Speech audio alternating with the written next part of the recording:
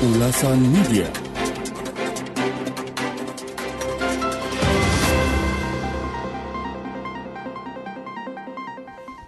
Dakta Radio bijak berinformasi, cerdas berinteraksi. Rekan kami masih temani Anda dalam program Dok Informasi Dakta Pagi hingga menjelang pukul 9 waktu Indonesia Barat. Rekan Dakta Ketua DPR RI Puan Maharani membenarkan rencana pertemuan Presiden terpilih Prabowo Subianto dengan Ketua Umum PDI Perjuangan Megawati Soekarno Putri dalam waktu dekat. Puan mengatakan bahwa pertemuan keduanya akan digelar sebelum Prabowo dilantik pada 20 Oktober mendatang. Seperti apa rekan Dakta kita melihat dinamika dari politik nasional yang dilakukan oleh kedua tokoh politik Prabowo Subianto dan juga Megawati Soekarno Putri. Kita akan berbincang dalam segmen ulasan media sudah tersambung bersama wartawan senior sekaligus penulis buku autobiografi Cahya Gunawan. Assalamualaikum warahmatullahi wabarakatuh. Selamat pagi Pak Cahya. Waalaikumsalam warahmatullahi wabarakatuh. Selamat pagi Bang Jaid. Baik, Pak Cahya, rencana pertemuan antara Prabowo dengan Megawati Soekarno Putri yang kita tahu beberapa lalu ini sempat renggang karena sejumlah konflik yang terjadi khususnya pada Pilpres beberapa waktu lalu. Dan saat ini nampaknya sudah mulai cair dari konflik yang terjadi itu. Bagaimana Pak Cahya melihat pemberitaan ini, Pak? Ya, saya kira rencana pertemuan tersebut baik ya, Bang Jaid.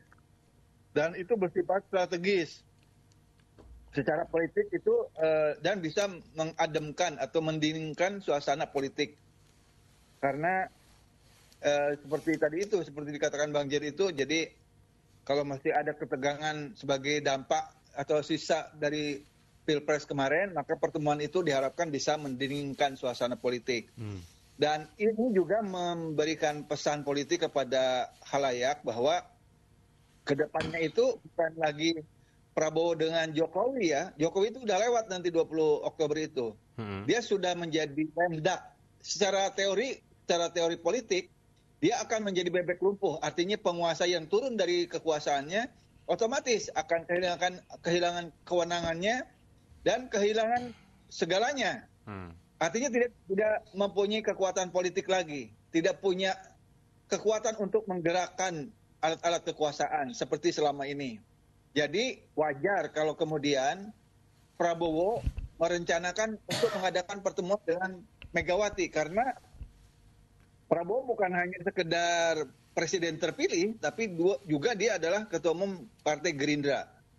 Dan sementara Megawati adalah ketua umum PDIP yang juga dia adalah pimpinan partai pemenang pemilu 2024. Jadi kursi di parlemen paling banyak adalah PDIP. Walaupun secara kuantitas mengalami penurunan dibandingkan 5 tahun sebelumnya. Tapi apapun, PDIP de facto secara politik dia adalah partai pemenang pemilu 2024 dan memiliki kursi paling banyak di parlemen. Jadi kalau kemudian Prabowo hendak mengadakan pertemuan dengan Megawati, tentu itu sesuatu yang normal. Dan saya kira kalau lihat dari tidak ada untung tidak rugi masing-masing. Saya kira yang paling banyak mendapat keuntungan ya Prabowo ya. Artinya PDIP sebagai oposisi katakanlah gitu ya. Dia mau bertemu dengan presiden terpilih. Itu suatu kemenangan poin politik lah bagi Prabowo gitu. Nah tentu saja kan pertemuan itu tidak berarti untuk mengajak. Artinya kan kalau lihat dari visinya Prabowo ini ingin mengajak semua masuk. Tapi kan tidak mungkin ya. Seharusnya dalam negara demokrasi itu tetap harus ada elemen yang menjadi oposisi, yang akan menjadi check and balances nanti. Jadi kalau nggak begitu, nanti kebijakan-kebijakan pemerintah tidak ada yang mengkontrol. Seperti selama ini. Selama ini kan antara eksekutif dengan legislatif itu seolah-olah sama gitu loh. Tidak. Jadi misalnya pemerintah ingin membentuk undang-undang omnibus law. undang-undang IKN itu kan bisa dengan cepat.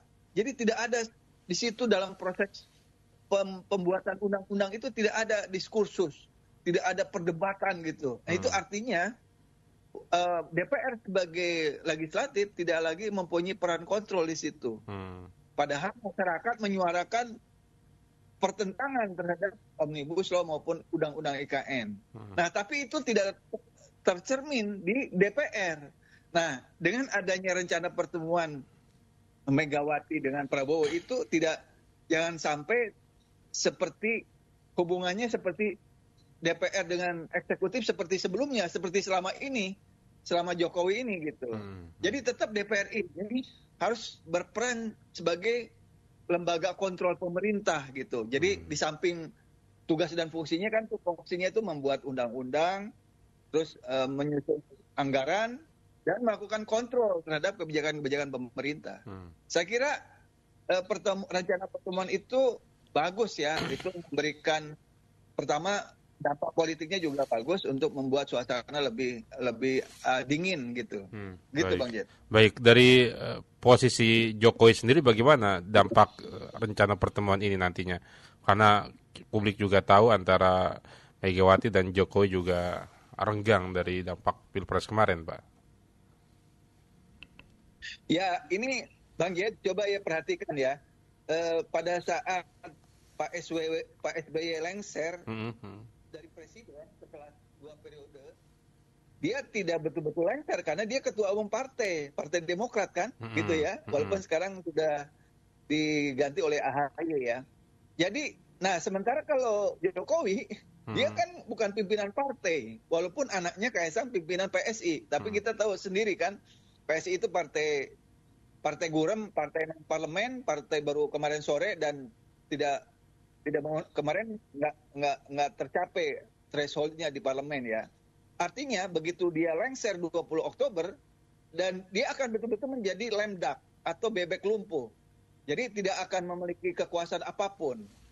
Bahkan yang mungkin yang terjadi adalah kekhawatiran kemungkinan dia diseret ke meja hijau akibat pelanggaran-pelanggaran yang telah dilakukan selama dia menjadi presiden selama 10 tahun.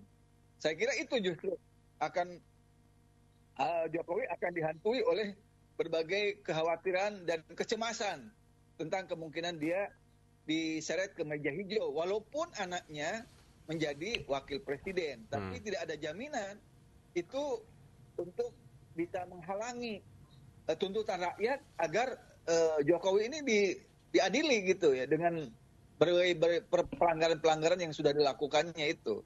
Jadi sekali lagi karena dia sebenarnya kan sebelumnya itu dia berusaha untuk mengambil alih partai politik walaupun ini artinya skenario ini kan sudah banyak diungkapkan oleh para pengamat ya yang tahu bagaimana informasi di belakang panggung. Jadi berbagai upaya dilakukan untuk mengambil alih partai politik termasuk PDIP, tapi ya gagal gitu, termasuk Partai Golkar.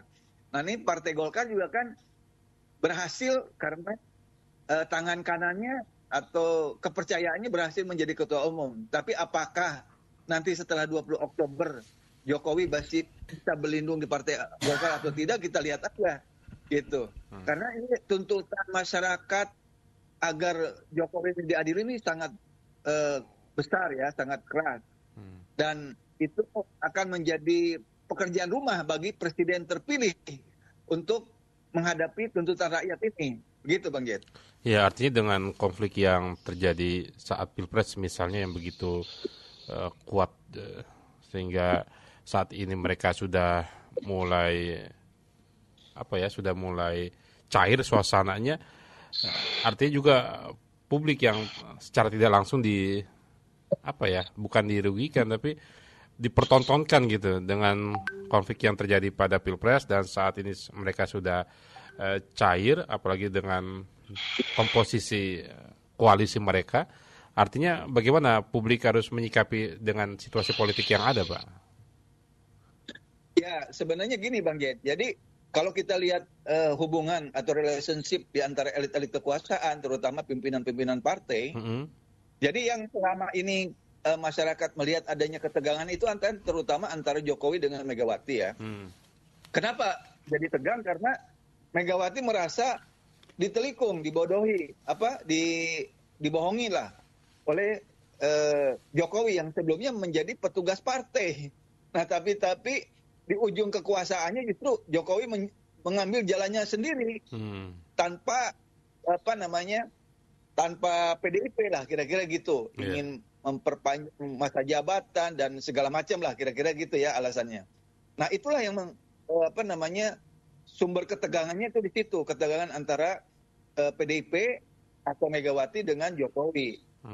Nah, sebenarnya kan secara personal kalau Megawati dengan Prabowo, Megawati dengan SBY itu udah nggak ada masalah ya gitu ya. Jadi yang ada masalah justru dengan Jokowi gitu, Megawati dengan Jokowi. Sebenarnya itu aja.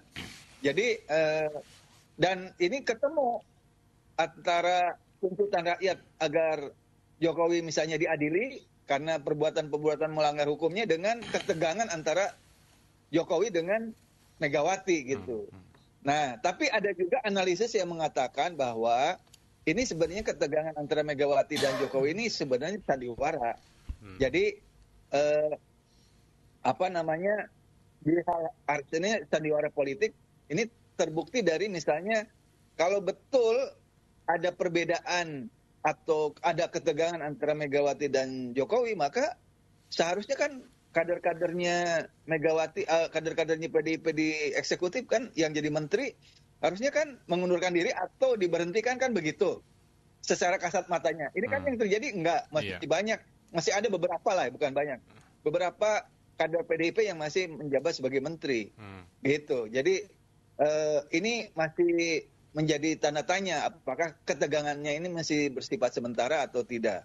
Tapi mungkin saja ya antara kelembagaan PDIP-nya dengan Jokowinya nggak ada masalah karena di antara orang-orang PDIP juga punya hubungan yang baik juga dengan Jokowi. Nah, mungkin ada yang ketegangannya itu antara personalnya Megawati dengan Jokowi bisa juga terjadi ketegangan begitu, Bang Jen. Jadi ini harus dibaca berbeda gitu. Misalnya dalam konteks pilkada, misalnya pilkada DKI. Jadi seolah-olah PDIP tunduk patuh dengan keinginan dari Jokowi dan Prabowo untuk tidak jadi membatalkan untuk mencalonkan Anies Baswedan misalnya. Nah, ini kan seolah-olah ada satu aspirasi yang sama gitu dalam konteks pilkada. Walaupun di hal lain banyak hal yang berbeda gitu antara pemerintah dan PDIP gitu. Gitu Bang Jahid. Baik, setelah atau pasca 20 Oktober mendatang bagaimana Pak kerja-kerja politik begitu atau mungkin aktivitas Jokowi yang secara tidak langsung ini namanya masih bisa terdengar di publik, Pak? Ya kan ini kalau nggak salah sejak 10 September ya sampai 20 Oktober katanya mau berkantor di IKN. Tadi malam kita lihat Jokowi hadir juga dalam pertandingan sepak bola ya. Antara Indonesia dengan Australia. Jadi apakah kita lihat aja apa benar apa yang diomongkan, katanya yang jadi IKN itu akan menjadi home base sebelum dia lengser pada tanggal 20 Oktober. Ya mungkin sebagian masyarakat ya saya menangkap ya suara batin masyarakat itu ya udahlah jauh-jauh aja dari Jakarta gitu supaya nggak bikin kebijakan atau pernyataan-pernyataan yang kontroversi. Nah sebenarnya yang ini Bang Jet yang sangat sangat akan memprovokasi ini adalah pasukan pembela mati Jokowi yang kalau nggak salah akan membuat gerakan pada tanggal 22 September. Nah kita lihat aja ini. Tentu biasanya kalau ditanya kepada Jokowi, saya nggak tahu, tanya aja gitu kan biasanya begitu. Tapi ini rombongannya ya masih perlu dilihat nanti. Rombongannya dalam jumlah besar, klaimnya begitu ya. Akan datang ke Jakarta untuk mendeklarasikan pasukan berani mati, pasukan pembela Jokowi lah kira-kira gitu. Nah inilah salah satu secara politik ya, salah satu penguasa yang ingin terlihat masih memiliki kekuasaan, tapi sebenarnya dia merupakan bebek lumpuh gitu. Tapi dia mengerahkan massa bayaran seolah dia membela pemimpinnya. Gitu. Nah, kita lihat aja Bang Jet, nanti tanggal 22 apakah pasukan berani mati itu betul-betul berani tampil membela Jokowi atau tidak. Gitu Bang Jet. Baik. Pak Jaya, terima kasih catatannya pagi hari ini, Pak. Sama-sama Bang Jet. Terima kasih. Assalamualaikum warahmatullahi wabarakatuh. Waalaikumsalam warahmatullahi wabarakatuh. Ulasan Media. Segmen Ulasan Media bersama wartawan senior sekaligus penulis buku autobiografi Cahya Gunawan.